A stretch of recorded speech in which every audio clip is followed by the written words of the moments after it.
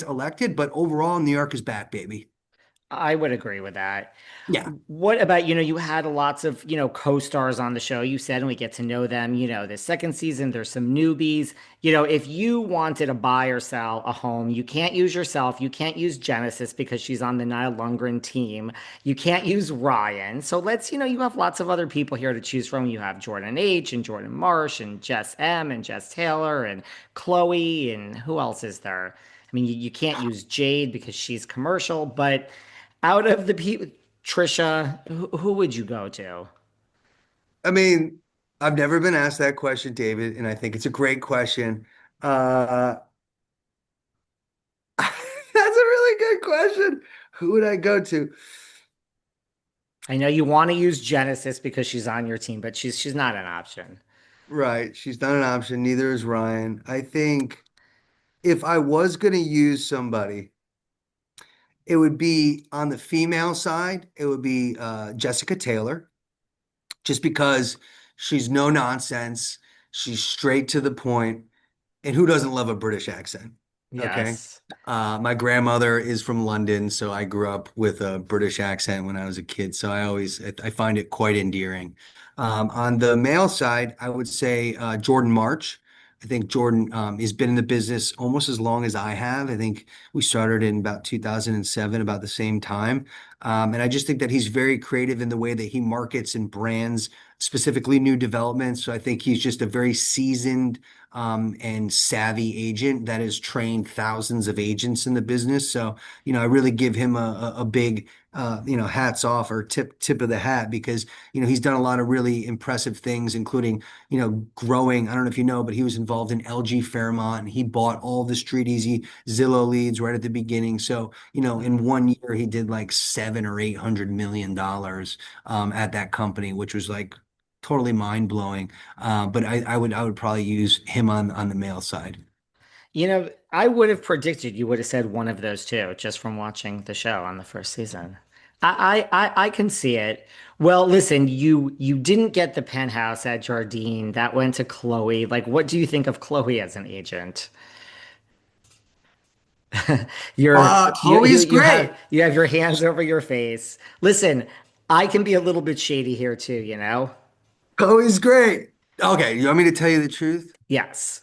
We like the truth here. Okay. I used to practice law back in my Oh, you former life, did? in my former lifetime. So, Wow. we I like to would get not them. guess that of you. No one would guess that. I'm actually a broker too because I'm a lawyer. But I mean, I just love real estate in general, but I have my broker's license just because, lawyers get to pass go on that one. Yeah, why not? Why not? So yes, being a Let's lawyer, talk we about like to get, Chloe. yes, let's talk about Chloe. So I think season one, Chloe looks crazy. Okay. And she's also saying some wild things. Like, she said Niall is Mr. Clean, schlubby little brother, or whatever. It's like, first off, you haven't really closed too much business. Let's just be honest. And I love that you're trying to come at me with I got 500 million in my portfolio. What does that mean? What does that mean, Chloe? No, so the fact that she beat me in season one, I think that was more of a wake-up call to me. I also think she did an excellent job in the presentation, right? Me, wasn't really pitching for the apartment. I was like, I'm a cutthroat killer. I was more using it as a moment to tell the world who I was. And as a result, I bombed and failed and did not get the listing, which definitely hurt. I'm not gonna lie. Did I run around and cry for a week? I have so many listings. I was over in a couple hours. Um, but in season two, Chloe and I get paired up and we have to work on a townhouse together. And I had my reservations. Okay. I mean, it's very clear. She's like, Niall, we're going to work on this thing together. I know you know what you're doing. The reason why she wants to work with me is because I sold the townhouse across the street. So, it makes sense. We're kind of nemesis, we're kind of foes. So we sat down and she's like, I'm like, all right, we're going to call the broker list. We're going to go one by one, by one by one. And she's like, yeah, yeah, yeah, yeah, yeah, yeah. You could do that. I'm like, who are you? Who are you to tell me what we're gonna do? She's like, this is what we're gonna do. And I was like, okay, let's hear it. And did you see it? Did you see the musical that we Yeah. did? Yeah. Okay. So she made me rap Hamilton in a booth. I mean, practice the lyrics, do dance moves. I played college football. I'm an athlete, dancing, Hamilton in a townhouse and singing was like, if you're looking at like what Niall expects in his life, like that would probably be at the bottom of my list. Right. So I was extremely skeptical. Or I was like, this is insane. But and you'll have to see the show to see exactly what happens. But I actually became fond of Chloe, to be honest. We sold the place. We sold the townhouse. It was incredible. We got millions of views. The musical went viral. All of my clients who are more artsy, that they're like Niall's a little, he's put together, whatever. But then I send them that, and they're like freaking out. I mean, I sent it to a couple of my clients, and they're like, oh my God, you're in a musical? Like, mind blown, mind blown. We're gonna have to watch season two. That's where you're gonna see it all go down. And they're just like, oh my God. So I definitely have my doubts about Chloe, especially in season one. But in season two, like I feel like I'm pleasantly surprised. And I think a lot of what she was looking for in season one was kind of drowned out with like her drama with Jade, and they're like crying and like I didn't totally follow all of it. Um, but that's okay. I think her and I now have a pretty solid working relationship now that we've made money together. Look, if David, if you and I make money together, our relationship's going to be better next week. You know what I'm saying? So we made money together and we're I believe better than we were, but she had to earn it. And so did I. So I think it worked out well. Well, maybe we could do a deal together. What about who would need, we have all these other agents on the show. We have some newbies, but we have all these people we know from first season. Who do you think could use some of your advice? Like you said, you've been in the business forever.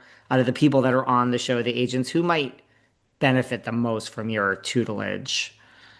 I would probably say Chloe, and I think she has benefited the most from it because even though she's not on my team, like Genesis is on my team. Genesis is in my weekly meeting every Monday, right before you and I are talking. She's getting the digest from me. This is what the theme of the week is. This is how we're attacking. These are the systems that we need to be following up with, right? So, like, Genesis is exposed to that, okay? And I think it comes out. Chloe, I think and I love her, but I think a lot of it was her own self confidence, where she's like, I could do this. And then I'm like, when I worked with her on the townhouse, I was like, I'm not sure she knows what she's doing here, right? I'll give you one example. And this is a fundamental thing that I like to teach everybody who works with me or against me. If you're a broker, you are not a secretary. What I found Chloe doing was getting the information from we made an offer. She get the information from the broker and the sponsor, and then she just forward it to the agent to the other side. It's like, why would you do that? Because that's what secretaries do. Secretaries just pass information along. Brokers digest the information. They make it palatable for the other side. And it's about what to say to who, when. What to say to who, when. And what she was doing was just sending whatever somebody else wrote to them as soon as possible. But they're on a flight. Why are we sending it to them right now? You know that they're offline. Let's actually digest what's going on and look at the bigger picture. Because I know it's exciting to send an email, but like, let's slow down here. And I think working with Chloe on that deal really put her in a really great position to be a much, much better agent. And I've seen her really go from, decent musical background, young lady on the show to I believe she's now becoming a monster, and I'll take credit for that.